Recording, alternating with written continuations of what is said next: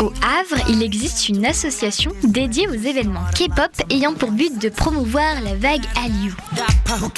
Curieuse d'en savoir plus sur l'univers proposé, j'ai invité les organisatrices à venir s'installer avec moi dans le studio de Westrack.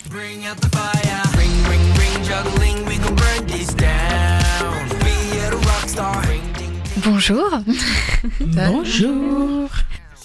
Alors, on est 4 dans le studio aujourd'hui. Est-ce que vous pouvez vous présenter un petit peu, en général, toutes les 3 chacune ? Moi, c'est Noémie. Donc, du coup, je suis la présidente et la créatrice de l'association. Je vais laisser mes acolytes se présenter. Moi, c'est Sarah. Je suis la trésorière de l'équipe et prof de danse aussi. Hello à tous. Du coup, moi, c'est Lilou. Je suis la vice-présidente et la secrétaire de l'association. Et prof de danse aussi. Okay.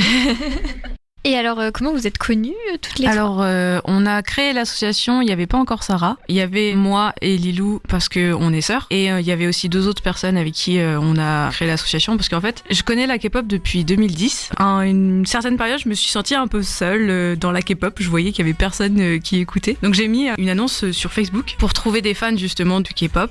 Et j'ai réussi à rassembler peut-être une petite dizaine de personnes et j'ai proposé à faire des petits jeux comme les idols font parfois dans certaines émissions. Et le feeling est bien passé avec 2 personnes du groupe, donc du coup on s'est dit pourquoi pas créer une asso. Donc c'est comme ça que l'association est née finalement. Ok. Et j'ai vu que vous faites découvrir la vague Hallyu, je sais pas si je le dis bien, mais qu'est-ce que c'est exactement ? Alors la vague Hallyu, c'est tout ce qui touche à la culture coréenne, mais en passant par tout ce qui est un peu moderne, donc c'est-à-dire la musique, les séries, les films, toute cette culture moderne. Et nous, en fait, ce qu'on veut, c'est vraiment passer par cette vague-là pour faire découvrir des choses un peu plus culturelles, historiques, parce que c'est tout qui nous passionne.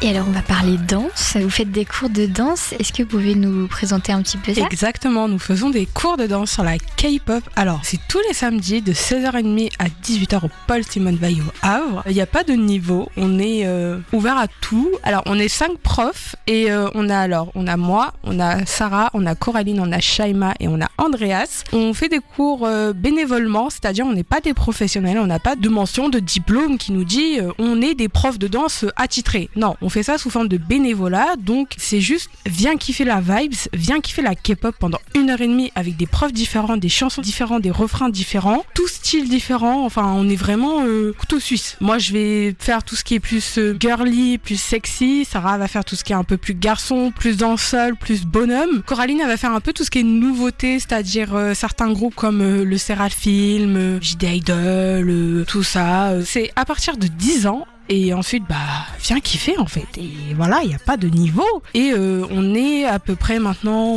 combien d'adhérents ? On est une quarantaine d'adhérents maintenant. On est une quarantaine d'adhérents. Donc, il faut venir, il faut kiffer de la vibes. On a de la place. Donc voilà. Ok. Ça veut dire que vous apprenez chacune plein de chorégraphies ? Oui, c'est ça exactement. En fait, généralement, on essaye de prévenir Noémie en mode on veut faire ça comme danse pour genre mercredi, jeudi soir. Et donc du coup, nous, ça nous laisse 3-4 jours pour apprendre. Moi, des fois, je fais des petites modifications parce que ça en demande. Parce qu'il faut savoir que la K-pop, en fait, c'est un groupe d'artistes, mais qui sont accompagnés de back. Et des fois, quand par exemple, on fait des solos, quand on prend des chansons, des cours de danse sur des solos artistes, en fait, c'est plus les back danseurs qui dansent et donc du coup on est obligé de faire une modif, voire même de rajouter certains pas pour que ça colle, pour qu'ils se sentent vraiment à l'aise en fait, parce que c'est pas facile quand on est jeune dans un cours de danse, on connaît personne et que tout d'un coup le prof te demande vas-y freestyle. Freestyle comment ? Donc moi généralement c'est ce que je fais, je rajoute quelques pas de danse, je préviens toujours en disant attention là c'est ce que j'ai créé, prenez pas, freestyle c'est comme vous voulez, moi je vous donne des idées pour pas vous retrouver à blanc en train de rien faire pendant 5 secondes de la chorégraphie. Voilà. Ok. Ça veut dire qu'il faut quand même un certain niveau de danse pour apprendre en juste 3-4 jours ou pas ? Ça fait combien de temps que vous faites de la danse ? Moi, ça va faire depuis mes 3 ans, donc j'ai 13 ans d'expérience dans la danse. Alors, j'ai commencé par la K-pop. Sincèrement, la K-pop, ça m'a donné toutes mes bases. Toutes mes bases, j'ai appris toute seule, je dirais, pour avoir un peu de fierté.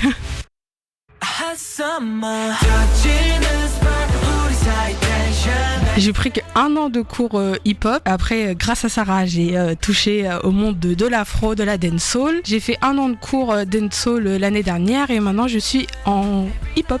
Donc en fait, faut s'enrichir. En fait, faut tout le temps, faut pas lâcher. Faut s'enrichir, faut bosser, faut travailler tout ça. Les faiblesses font le résultat. À toi, ma belle. Moi, je crois que j'ai commencé avec des petites battles de danse à l'école. Voilà. J'ai commencé avec le hip-hop. On va dire que mes premiers modèles, c'était les Twins, les danseurs comme ça. Donc beaucoup d'hip-hop, beaucoup de breakdance, d'afro, de trucs comme ça. J'ai commencé la K-pop, je pense que c'était quand j'étais au lycée, même un petit peu avant, je pense, mais c'était pas vraiment encore ça. J'ai commencé à rentrer dans la K-pop, c'était avec les VIX, en cherchant des pas de danse, comme ça. À partir de là, j'ai pas lâché et je suis toujours dedans.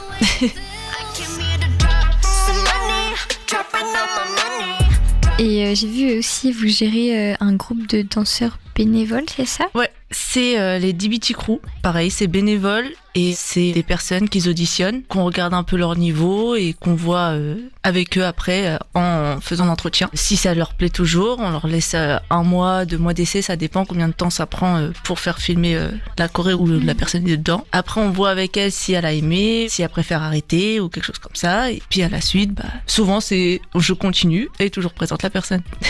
Ok. Et du coup, est-ce que c'est votre métier ? Non. C'est un loisir, entre guillemets. C'est notre passion, donc en soi, on en vit. On est presque tout le temps dedans. Presque tout le temps. Le seul moment où on n'est pas dedans, on dort. Mais c'est vraiment, on est tout le temps dedans. On est vraiment à fond. On essaie toujours de sortir assez souvent des danses. Donc c'est sur YouTube. On fait passer des photos, des teasers, des trucs comme ça. On travaille vraiment sur tout ça, sur le style de la danse, sur les personnes qui veulent le faire aussi, parce qu'il y a des réunions pour ça aussi. Après, c'est Noémie qui monte avec son équipe de montage. Puis après, ça sort. Voilà. Donc c'est toute une vie. Et on fait des représentations aussi. Ah oui, c'est vrai. Et les représentations. Des représentations qui nous demandent de temps en temps de venir. Donc ça sur des scènes, ça peut être au Havre. Et là, cette année, on a fait pas mal de choses assez à l'extérieur. Donc on a été à Charolles, on a été à Rouen, à Paris, l'année dernière, 2 fois. Et franchement, plus ça va, plus c'est mieux. Donc franchement, on continue comme ça. Ok. C'est une passion à la base ? Est-ce que le fait que vous le faites tout le temps, ça l'accentue ou ça, des fois, vous vous habituez, on va dire ? C'est un mode de vie. Ça dépend en fait, parce que oui, en plus là, c'est un petit peu 2 choses différentes, parce qu'il y a l'association où justement on donne des cours de danse, et puis on est en train de développer aussi d'autres projets qui sont en dehors de la danse. Et on a DBT aussi où justement là, c'est plus un engagement quotidien, mais plus de la part des bénévoles. Donc en fait, chacun a sa petite activité à faire chez soi, et c'est un gros travail de groupe justement qui donne l'association en elle-même. On en fait très souvent. Et heureusement que c'est notre passion, parce que sinon je pense qu'on se lasserait. En plus nous 3 on est très souvent ensemble, même on vit quasiment ensemble pour certains. Et du coup on parle toujours de ça, et puis même en dehors de l'association on parle toujours de K-pop. Je crois que depuis que je connais la K-pop, j'ai jamais passé une seule journée sans parler de ça, je pense. Et vu que c'est notre passion, on compte pas les heures, quoi. Yes.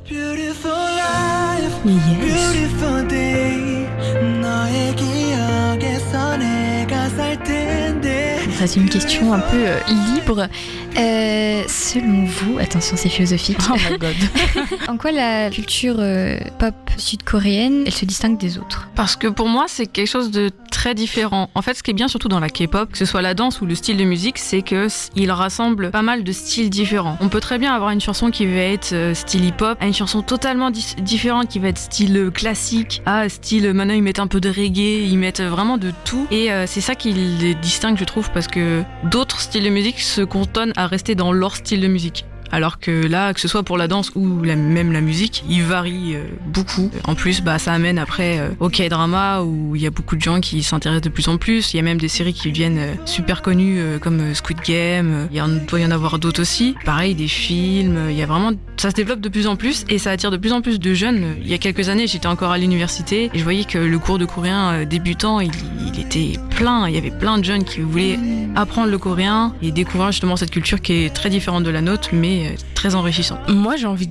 de dire que les Coréens et les Coréennes sont fortes. Enfin, même dans le monde de la musique, des fois, ils nous sortent des trucs, mais on est en mode, mais qui aurait pensé à nous sortir ça, quoi ? Même niveau chorégraphie, rien que les changements de tempo et tout. Ça, les changements... Je sais pas si ça se fait beaucoup dans d'autres styles de musique, mais moi, c'est la première fois que j'avais vu dans la K-pop, vraiment, ils font une chanson, et puis dans la chanson, t'as 3-4 parties différentes, avec des styles totalement différents. Tu les écoutes séparément, t'as l'impression que c'est pas la même chanson, quoi. Et puis même, point de vue, on revient encore à la danse, mais point de vue chorégraphique, des fois, tu te demandes, mais est-ce qu'ils ont une colonne vertébrale ? Sérieusement ? Non mais waouh. Puis même le travail de groupe et tout, le fait de parfois faire 4 personnes qui créent une chose totalement différente parce qu'ils sont les uns avec les autres. Et en fait, c'est tout le monde s'inspire de tout le monde. Voilà, les Coréens vont donner une idée, bam, les Américains ils vont la reprendre, Américains vont faire la même chose, bam, ça va. En fait, c'est donnant. Mais vraiment, même la culture, elle est mais très belle. Enfin, on a tous une culture très belle, très historienne et tout. Mais waouh, c'est un monde de ouf. C'est un monde, ils sont déjà dans le futur. Hier, j'ai lu un article, ils sont déjà en train de mettre des bus sans conducteur dans les rues. Mais, non mais ils sont dans le futur genre. Et nous on est là. Tout ce qui est technologique, c'est. Oh là là. C'est les horaires de décalage ça. Ouais, ils sont déjà dans le futur géographiquement dans tous les cas. Donc. Ah mais c'est beau. Est-ce que tu veux aussi dire un petit mot?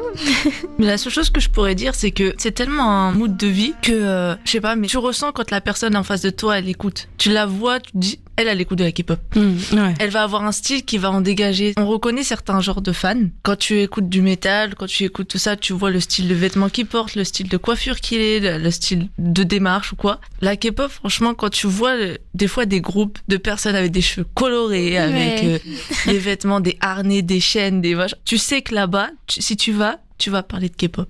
Et franchement, c'est assez accueillant à force de faire même des concerts. Après, je généralise pas tout, mais il y a des concerts où moi j'y étais et franchement, c'est vraiment très familial. Il y a des gens qui viennent te faire des câlins en mode ouais, c'est la première fois que tu viens ou ouais, c'est ton premier concert, comment t'en as pensé? Tu te fais des amis, enfin là il y a pas longtemps, on a été à un concert, on s'est fait 2 nouvelles copines. Nos besties. C'est ça. C'était quel concert? C'était celui à des vieilles vies. Voilà. Donc franchement, en plus même en tant que chanteurs eux-mêmes, les artistes, quand ils viennent, ils sont assez, pour la plupart, très familiaux. Ils essayent de jouer avec toi dans le public, et puis tu vois tout, ils chantent en même temps qu'ils dansent. Enfin, c'est énorme. Enfin, déjà, nous, quand on danse seulement, en faisant du playback, on est essoufflé. Donc, quand on doit, en plus de ça, chanter, enfin, c'est un gros effort. Puis il y en a, ils ont des high notes, il y en a, ils ont du rap, il y en a, ils enchaînent. Enfin voilà, c'est beau à voir en fait. Puis en plus, sans compter tous les montages derrière, quand on voit les MV, les clips, tout ça, c'est vraiment beau à voir. Donc franchement, j'encourage tous ceux qui veulent aller regarder parce que c'est sûr qu'à un moment donné, peut-être que tout ne va pas leur plaire, mais il y en a, c'est sûr que ils vont tomber dans leur gamme parce que c'est tellement enrichissant, c'est tellement grand à voir. Même nous qui sommes dans la K-pop depuis très longtemps, on en a encore à apprendre. Donc voilà. Okay, merci. Oh baby.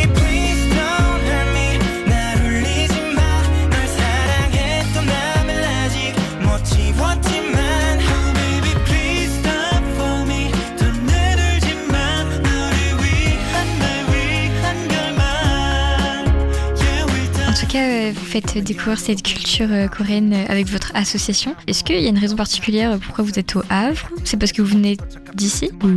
Oui, on est toutes du Havre. La petite histoire, c'est que j'ai longtemps voulu partir du Havre parce que la ville ne me plaisait plus, puis j'avais envie de faire ma vie ailleurs. Sauf qu'il y avait toujours un événement qui m'empêchait de partir du Havre. Donc je me suis dit, quitte à rester ici, autant développer quelque chose pour les gens à qui ça pourrait plaire. Et il y a pas mal de villes comme à Rouen, comme à Paris, comme même à Dijon. Enfin, il y a pas mal de villes, ou Lyon aussi, qui ont déjà ce genre d'association. Et au Havre, il y avait rien. Donc on s'est dit, pourquoi pas créer. Et on essaye de faire un petit peu pas comme tout le monde.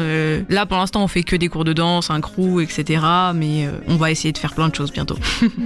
Super. C'est à développer. Bah justement, c'est ce que j'allais demander. Est-ce qu'il y a des événements qui vont arriver? 2024, c'est votre année?